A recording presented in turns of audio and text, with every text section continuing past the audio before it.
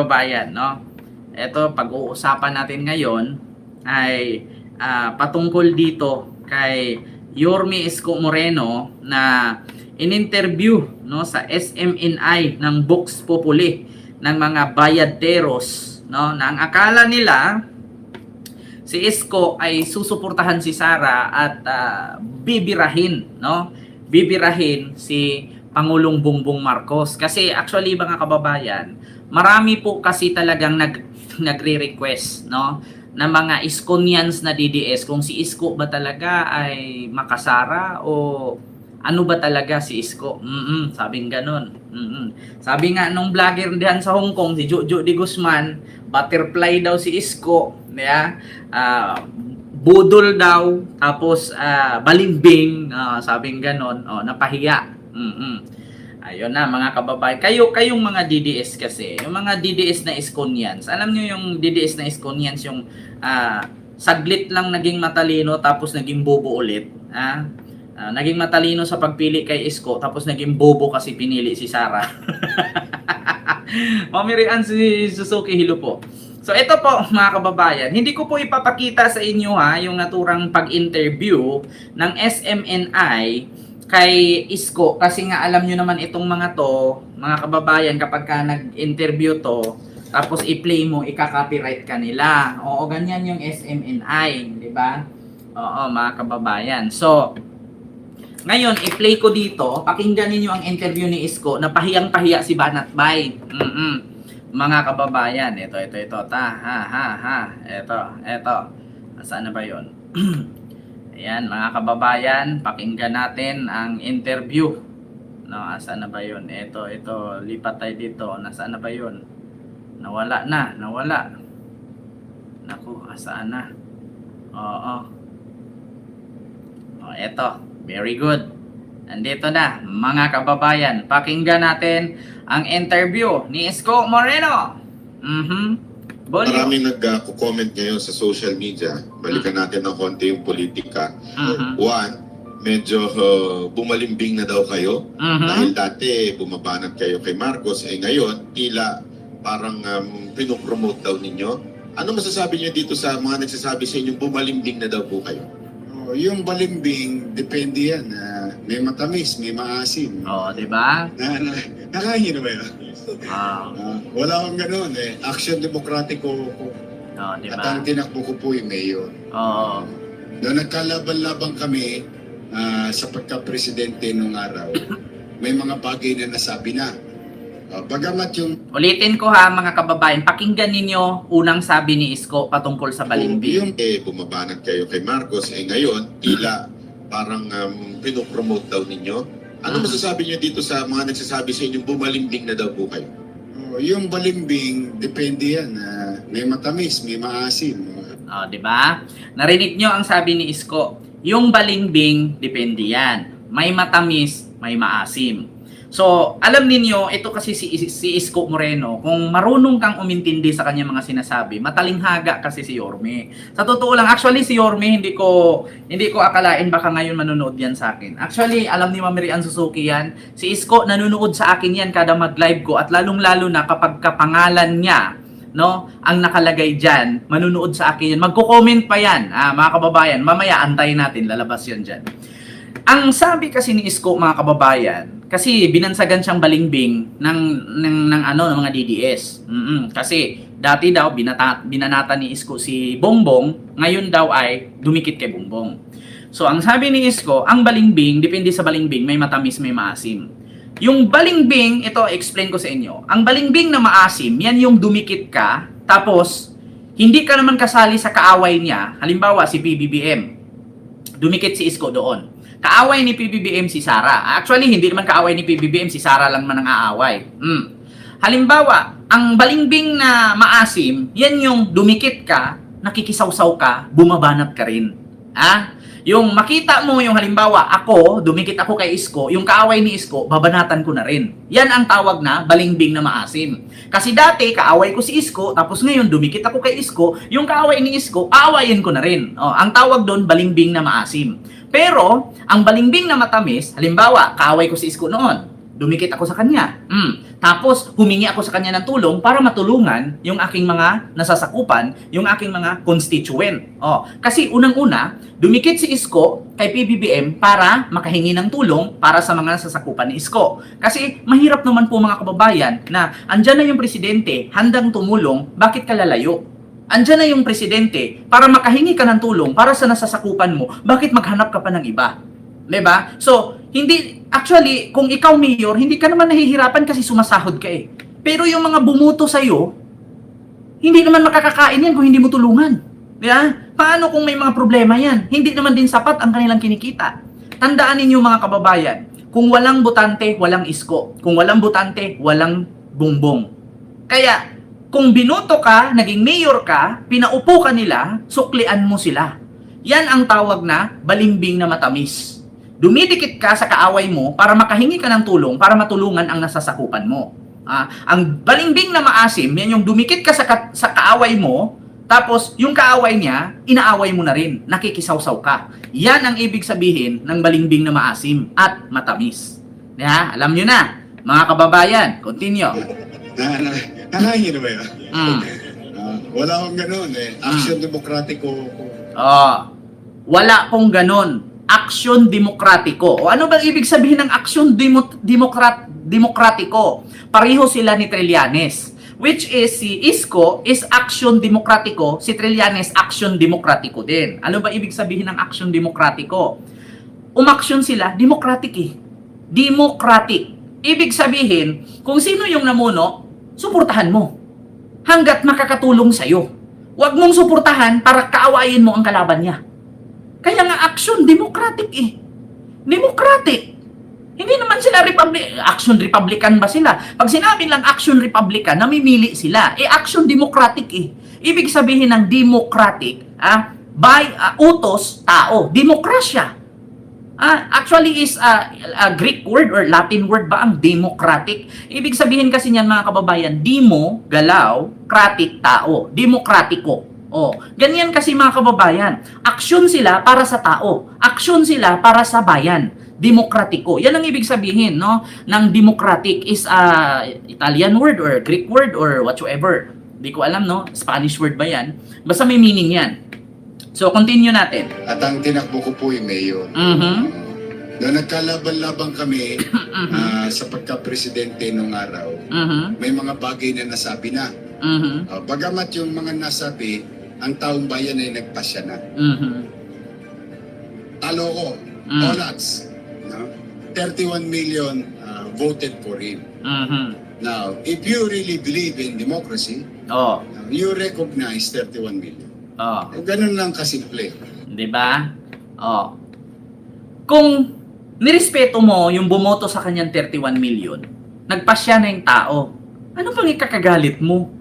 Kasi mahirap, pangit kasi mga kababayan, pangit kasi sa isang politiko na, alam mo, tumakbo ka, kapag ang politiko ay tumakbo at hindi hindi makamove on sa kaaway, ibig sabihin tumakbo yun para sa sarili. Self-interest yun.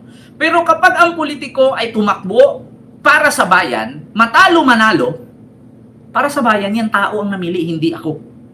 Ganun yun mga kababayan. Ang politiko na para sa bayan, kung matalo ka, move on. Kung manalo ka, mag-thank you ka. Suklian mo yung mga bumoto sa'yo. Katulad kay Sara, hindi makamove on kung bakit nandyan siya. Kasi nga, tumakbo yan for the self-interest. Bakit? Isipin ninyo ngayon si Sara Duterte at ang mga Duterte. Do you think tumakbo sila para sa bayan? Hindi po. Tumakbo sila para maghigante. Una, ang tatay nila nakulong. Do you think pag tumakbong presidente at manalo yan, do you think para sa bayan ang tinakbo nila? No. Tumakbo pagka-presidente para maghigante sa lahat ng mga bumakbak sa kanya, tumira sa kanya, at kumalaban sa kanya. Ganun po mga kababayan ang ibig sabihin ng politiko para sa bayan at politikong para sa sarili. Diba? So nagpasya na ang taong bayan. Bumuto na ang 31 milyong Pilipino. Ano pang magawa ni Isko? Di ba? Ano pang magawa ni Isko? Continue. Di tapos na. Tingnan ninyo. Maghanap kayo Ito, magandang challenge. Doon sa kung sino yung nag-comment. Maghanap kayo ng mga salita. Simula nung naulat sa ako pagka-presidente. Ang dami ng iskandalo na nangyari. Ano yun? Yung issue ng sibuyas, asukal. Naalala niyo yun? Yung mga unang asukal, sibuyas, lahat. Anything. Mga, alam mo, limasing ko, dinudot sa akin sa mikropono. I never made comment. Why?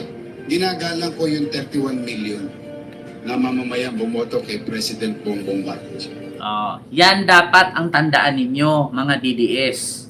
Kung si Isko mismo, kalaban si Marcos, ginagalang niya ang bumoto kay Marcos, bakit kayo, hindi naman kay politiko, bakit kayo ang galit? Di ba? Mismo yung politikong kalaban ni Marcos, nag-concede. Ginalang yung bumoto sa kalaban. Bakit itong mga supporter galit na galit? Di ba? Bakit ganun? Sabi dito, democratic, esteem of the Greek demons, people, and kratos power, ensuring government by the will of the people. Di ba? Kaya nga aksyon demokratiko Di ba? Alam ko agad. Simple.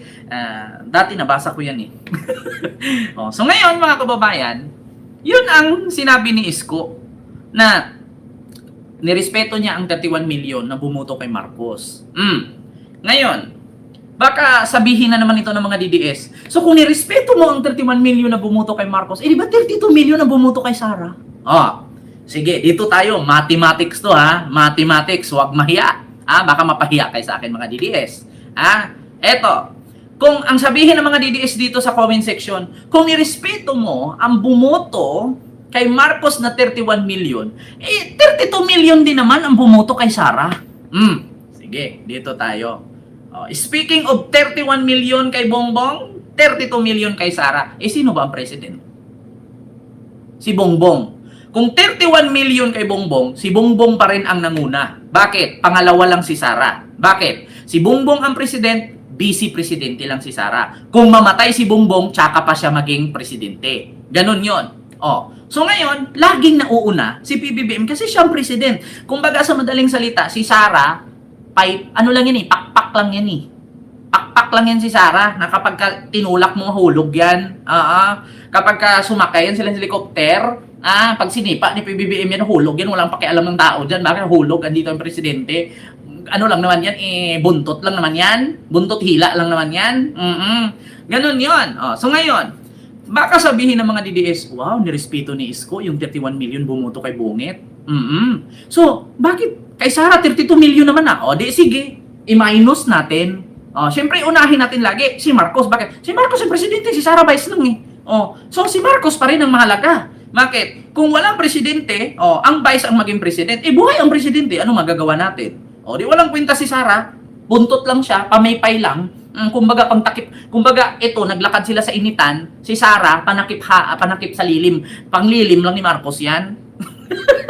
Di ba? Pangtakip lang yan kung andito yung side na init, sige harangan mo diyan para di mainitan ng president, di ba? Ganun lang si Sara, kaya intindihin yung mga DDS Ngayon, mga kababayan, ang bumoto daw kay Sara 32 million. 32 million.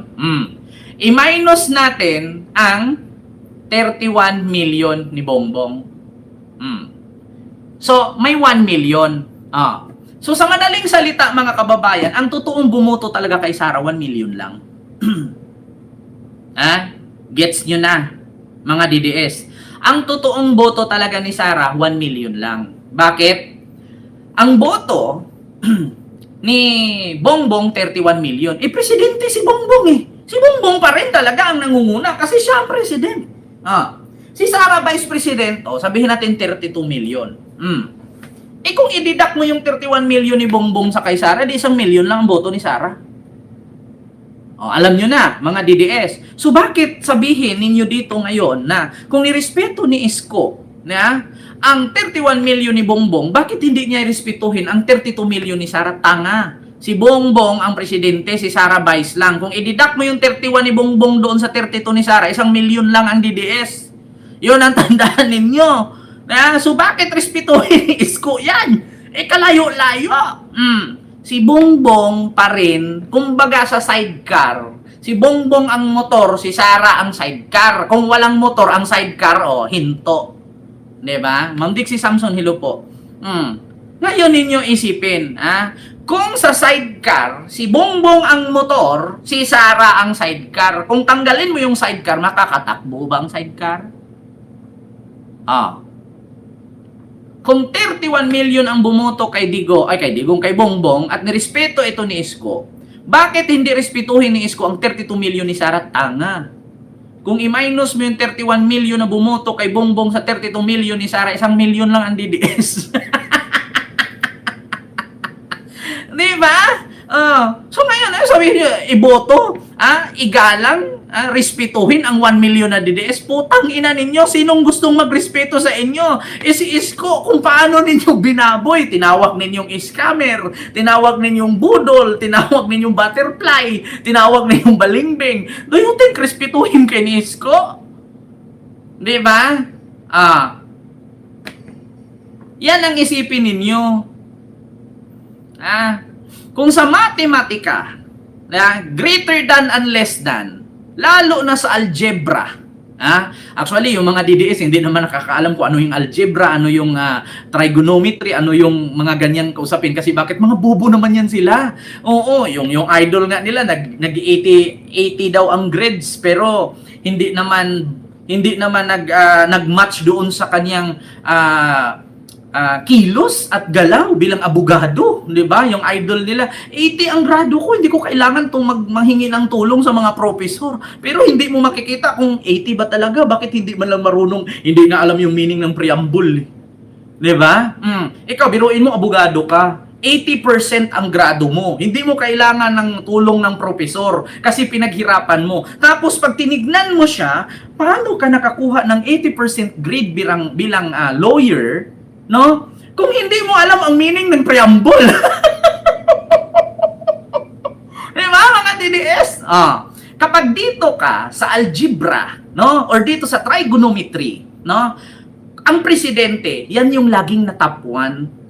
Ang vice president lang yung laging number 2. Diba? President talaga ang laging number 1. So ngayon, pag i-divide natin yan, greater than or less than, si Marcos pa rin talaga ang number 1. Pag i-deduct natin dyan, yung 32 million ni Sara, 1 million lang ang DDS. Kaya tama si Isko na nirespeto niya ang bumutong 31 million. Sa mga DDS na nagtanong, 31 million nirespeto mo, kay Sara 32.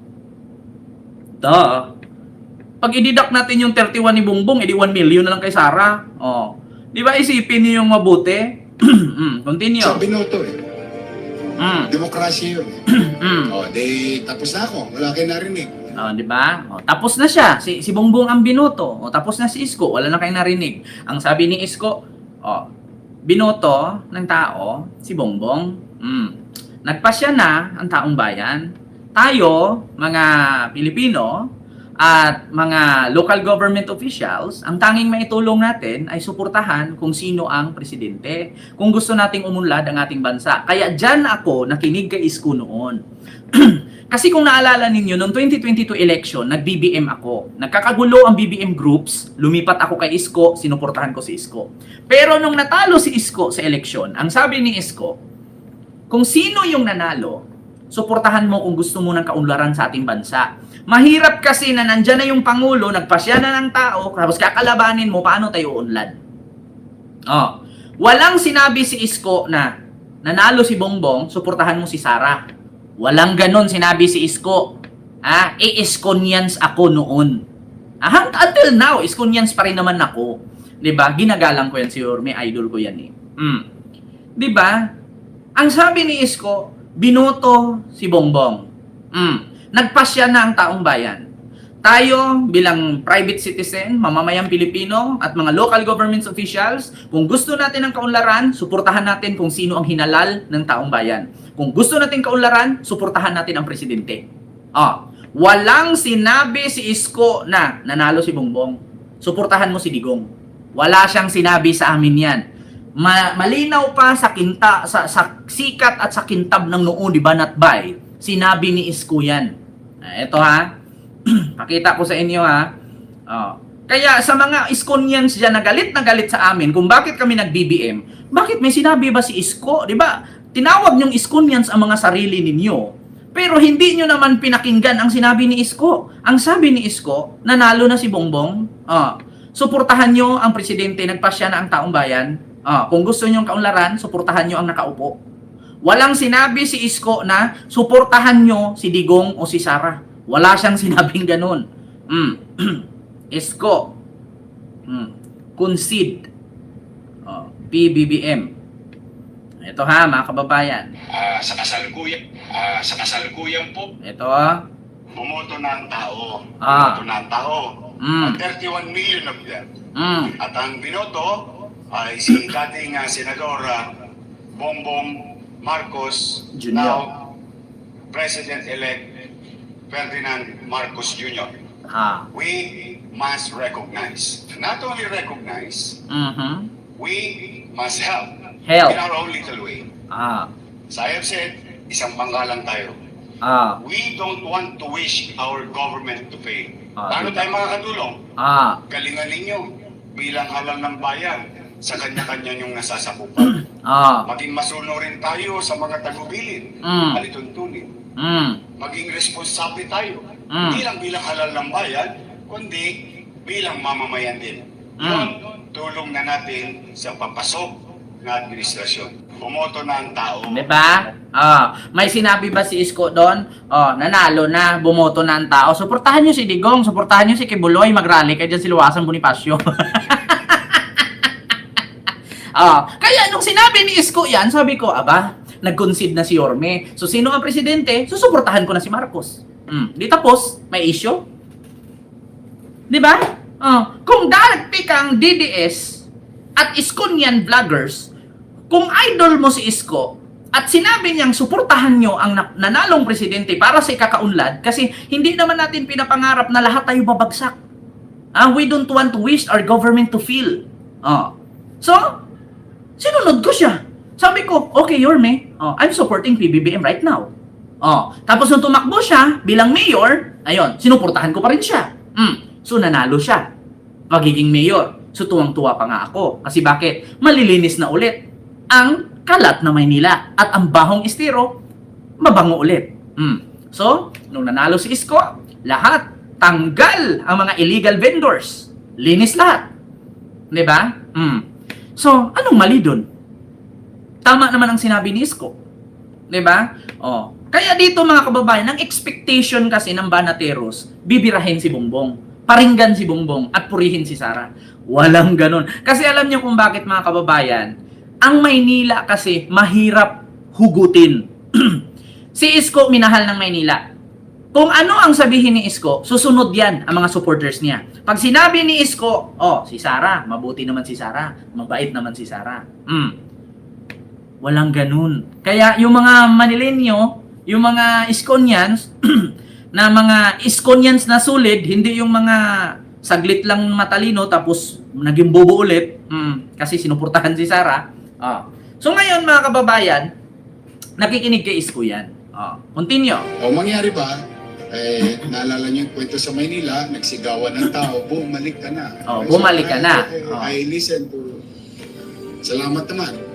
65% of the people of Manila voted in our favor. Edi, mayor na ako. Presidente si Bonget. Mas komportable ka si Wisa pagka si Bonget ang tawag namin, but with due respect kay President Marcos. Far parents, alam mo ba na ang Diba? normal? Naging mayor na siya. Presidente na si Bonget. President Marcos. Anong ginawa ko? Nakipagtulungan. Para ano? Para ba sa politika ko? Unang-una, wala naman ako ambisyon na. Sabi niya, naging mayor siya, naging presidente si PBBM. So anong una niyang ginawa? Nakipagtulungan kay PBBM. Para saan? Para ba sa pagiging politika niya? Hindi. Para sa kanyang mga nasasakupan. Bakit? Mahirap kasi mga kababayan, dito kasi sa mundong politika, lalong-lalo pag hindi ka connected sa politician or politics, wala ka talagang alam. Ulitin ko sa inyo mga kababayan, ako po si Ken Garcia. I was born and raised surrounded by politicians. So ngayon, hindi ko na sabihin ha kung sino-sino yung mga politiko na nakapaligid sa akin. So ngayon, mga kababayan, pag nasa mundo ka ng politika, mahirap kasi mayor ka, tas kalaban mo ang presidente. Unang-una, heart of Maynila ka. Ikaw yung pinakasentro ng Pilipinas. Nakakahiya naman po na ikaw mayor, sentro ng Pilipinas, heart of Philippines, ang Maynila, tapos kalaban mo ang presidente. So alam naman po natin na ang Maynila ang pinaka-busy na lugar sa buong bansa. Diyan lahat ang problema. Lahat ng problema sa iba't ibang lalawigan, sa iba't ibang lungsod, sa iba't ibang syudad, nasa Maynila lahat. So pagdating ng araw, hindi natin mahulaan, magkaroon ng problema ang Maynila, kanino kahihingi? Kay Sara? Anong maitulong ni Sara sa Maynila? Nung binaha ang Cebu, anong ginawa ni Sara? Nagbakasyon sa Cagbalite, Quezon. Noong nilindol ang Cebu, anong ginawa ni Sara? Mas inunang pinuntahan ang mga kaburol kaysa sa mga nakahingang nadaganan ng puno, nadaganan ng bato, natambakan ng bahay. Mas inuna niya yung mga patay. So, kung sakali man na ilang taon mo lang ngayon, magsisink ang Maynila. Mark my word, darating tayo dyan na tinatawag nilang the big one. Pag dumating ang pinakamalakas na lindol at number 1 ang Maynila na matatamaan, kanino kahingi ng tulong? Hindi lang lindol, pati ang baha, sakuna o bagyo. Kanino kahihingi ng tulong kung kalaban mo ang presidente? Yan ang lagi niyong pagkatandaan. Kung gusto mong maging politiko habang buhay, timbangin mo. Huwag yung maging politiko ka sa pangalan na pangalan mo lang, angkan mo lang, at pangsarili mo lang. Isipin mo, huwag mong gayahin ang mga politician dyan sa Zamboanga Peninsula. Wala akong pinapangalanan. Yung mga politician kasi sa Zamboanga Peninsula, bata pa lang ako, Zamboanga Peninsula na yan. Walang mall, walang 7-Eleven, walang Jollibee, walang McDo. Wala lahat yan. Hanggang ngayon, unti-unti pa lang, nag-edad na lang ako, lalagpas na lang ako ang edad ko sa kalendaryo, yung lugar na Zamboanga Peninsula, ngayon pa lang nag-evolve, ngayon pa lang nag-improve. Dahil sa mga politiko at mga politician na nanunungkulan dyan na sariling interes lamang. Ang yayaman nila, ang daming bodyguards, ang daming negosyo, puro mansyon, ang daming sasakyan. Pero yung kanilang mga constituent mahihirap. Nag-aani, nagtatanim ng gulay, nangingisda, nag-aararo. Pero yung mga politiko dyan, bato-bato sa langit, wala akong pinangalanan. Lahat sa Mindanao, entire Mindanao politician, puro lahat mayaman yan. May negosyo, may bodyguard, may mansyon, may sasakyan. Pero i-check nyo isa-isa yung kanilang mga nasasakupan. Ngayon, lahat mahirap. Sabihin ninyo sa akin, hindi totoo yan. Sino ang mga taga Mindanao na bilyonaryo sa Mindanao ngayon? Wala, except by the politician. Kaya nga kadalasan sa mga taga Mindanao nasa Maynila Nagbo-board ng bahay, nangupahan ng bahay, dito na nangasawa, dito na nagkaanak, dito na nanirahan, dito na nagkaapo, kasi mas mataas ang quality ng pamumuhay sa Maynila at mataas ang sahod compare sa minimum wage sa Mindanao na napakababa. Di ba? Kaya kung gusto mo na magiging politician ka habang buhay, itimbang mo. Politiko ka ngayong eleksyon, political servant ka pagkatapos ng eleksyon. Yan ang lagi ninyong pagkatandaan. 'Di ba? Ganyan ang ginawa ni Isko. Kung gusto mo maging politician, kinarir na niya yan Artista siya noon. Nag-politician siya ngayon. Kinarir niya. So kung gusto mo maging politician, mahalin mo yung bumoto sa'yo. Kasi hindi ka ibuboto ulit kung hindi mo mamahalin yan. Binoto ka ng 65% of Manilenyo. So anong isukli mo? Serbisyuhan mo sila. Bakit? Sa sunod na tatakbo ka, ibuboto ka ulit. Kung hindi mo serbisyuhan yan, boto lang ang hinabol mo. Pag eleksyon, nakikita ka nila. Pag walang eleksyon, hindi ka nila mahahagilap. Ibig sabihin, pang sariling interes lang yan. Diba? So, ang ginawa ni Isko, tinimbang niya. Binoto ako ng taong bayan. Pareho sa YouTube. Tingnan nyo ngayon, dito sa YouTube ko, sa platform ko. Kung walang nanonood sa akin, do you think vlogger ako? Diba? Kung walang nanonood sa akin, paano ako nambabansagang vlogger? Paano ako tatawagin vlogger? Oh. Kaya nga minsan, di ba, maraming nagko-comment, bakit mas marami ang shoutout mo kaysa sa topic mo? Tandaan nyo po, mas mahalaga sa akin ang nanonood sa akin kaysa sa aking topic. Bakit? Yung mga nanonood sa akin, kung hindi mo i-shoutout yan, didibmahin mo yan, aalis yan. Timbangin mo. May topic ka, may shoutout ka, may viewers ka. Hindi ka magiging vloggers kung wala kang viewers. Ganun din ang politician. Hindi ka magiging mayor, congressman, governor, barangay chairman, kagawad, city councilor, board member, vice president, senador, congressman, kung wala kang constituent na bumuto sa'yo. So, minahal ka nila, mahalin mo rin sila, suklian mo. Ganun yun ang ibig sabihin ni Isko. Diba? Kaya kayong mga DDS, kung puro kayo Duterte, tandaan nyo, sabi ni Digong, ang politiko dumadaan. Huwag nyong gawing santo. Diba? Dalawa, hindi naman kami magkakontra. Presidente siya, mayor ako. Nataon pa, ito mas masakit. Mayor ako ng Manila. Hindi naman ako mayor ng Quezon City, Pasig, Taguig, o Makati. Kaya Manila is very unique. Because we host the seat of power. Di ba? Ang Manila is very unique because we host a seat of power. Sentro ka eh. Ang pangit po pakinggan, City of Manila is heart of the Philippines. Sentro ka ng bansa. Tapos kalaban mo, presidente. Tapos yung Malacanang nandun pa mismo sa Maynila. Di ba ang pangit? Bakit ka tatakbo ng Davao at manghingi ng tulong kay Sara kung ang presidente at ang Malacanang at ang palasyo ay nasa puder mo? At bakit ka pupunta pa ng Davao para manghingi ng tulong ang Maynila? Putang ina, yung Davao nga, yung baha hindi maresolba. Tapos yung Maynila doon hihingi sa Davao? Tang ina! Malacanang, nasa Maynila. Anong buting idudulot sa mamamayan ng Maynila? 2 milyon sa gabi. 3 milyon sa araw.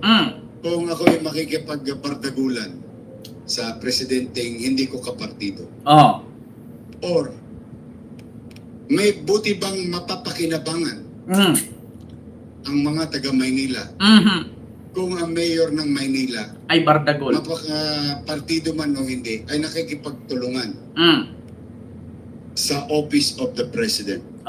Immaterial of name. Naghahanap ka din ba ng oversized Diba? shirt? Alam nyo na.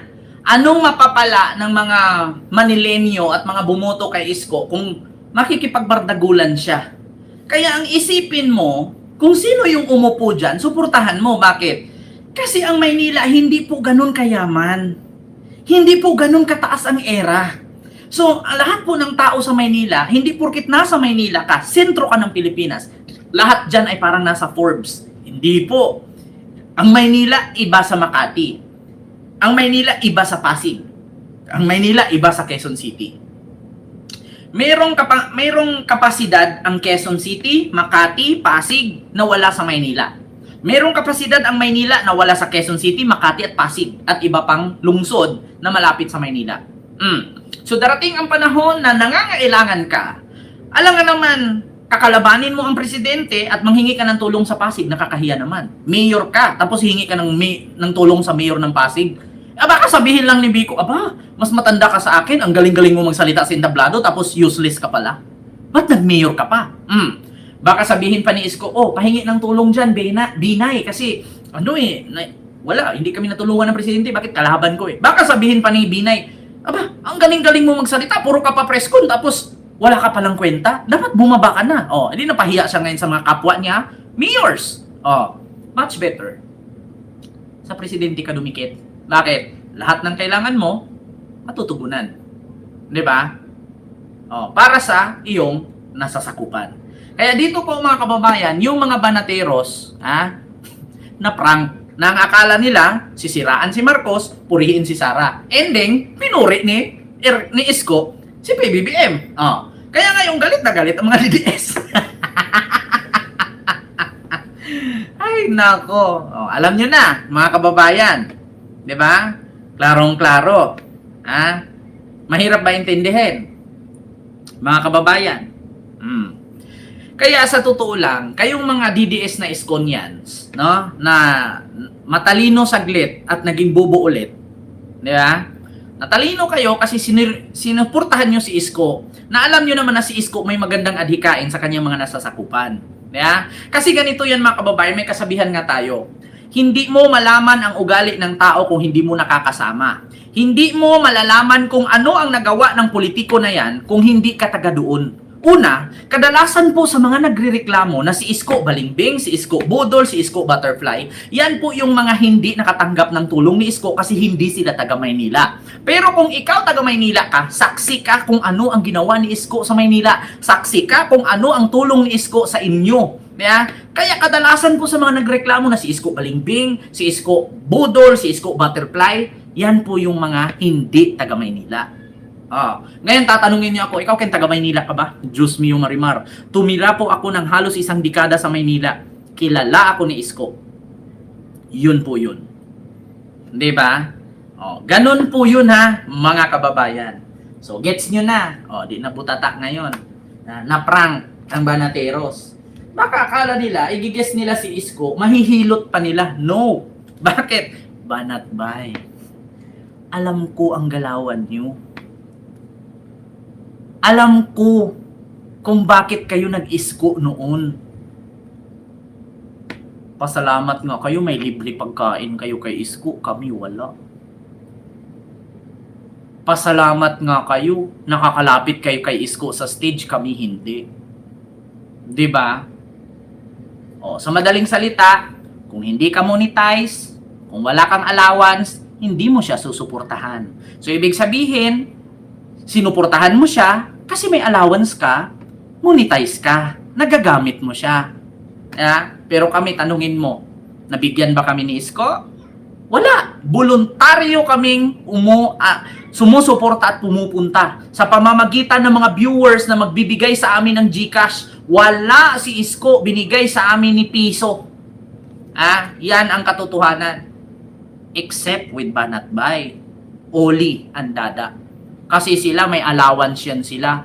Yung gas nila, si Isko pa sumasagot. Yung mga pangmeryenda nila, si Isko pa sumasagot. Pero kami, wala kaming ganun. 'Di ba? Magkaiba kami sa mga vloggers na yan. Sila kasi, kaya sumuporta yan sila kay Sara kasi may allowance sila. Sila sumuporta kay Isko kasi may allowance sila. Kami wala. Voluntaryo kaming sumuporta kasi kami taga Maynila, hindi kami taga BGC. 'Di ba? Alam niyo na ang kaibahan ng sumuportang organic kaysa sumuportang may money. 'Di ba? Ganun 'yon ang katotohanan. Iba ang suporta ng vlogger na organic at iba ang suporta ng vlogger na may money. So klarong-klaro mga kababayan. Hindi nyo na mahilot si Isko pagkatapos yung tawaging butterfly.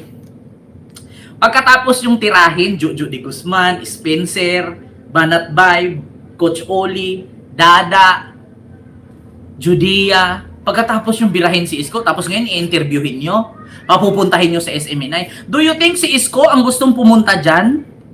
Hindi. Mas marami pang viewers si Isko. So bakit si Isko magpa-interview sa SMNI? Ito, i-clarify ko lang. Hindi po si Isko ang nagpa-interview sa SMNI. SMNI po ang nag-interview kay Isko. Yan po ang aking i-clarify. Kasi kung bakit si Isko magpa-interview sa SMNI, mas marami namang si Iskong viewers kaysa sa SMNI. Pwede naman siya magpa-press con dyan, andyan lahat ng network. Diba? So bakit siya magpa-interview sa SMNI? Anong meron? Mas marami pa nga akong views. Sabi ng mga DDS, tingnan mo si Isko nagpa-interview sa SMNI. Mas marami pa nga akong views. Kung tutusin, ako dapat mag-interview kay Isko. Di ba may sariling show si Isko? Hindi dapat si Isko na lang nag-interview sa sarili niya. Nagpa-press ko na lang siya. Kaysa pupunta siya dyan sa SMNI. Sa madaling salita, SMNI nag-invite kay Isko, yung Banateros. Di ba? Yun po yun. Huwag niyong baliktarin na.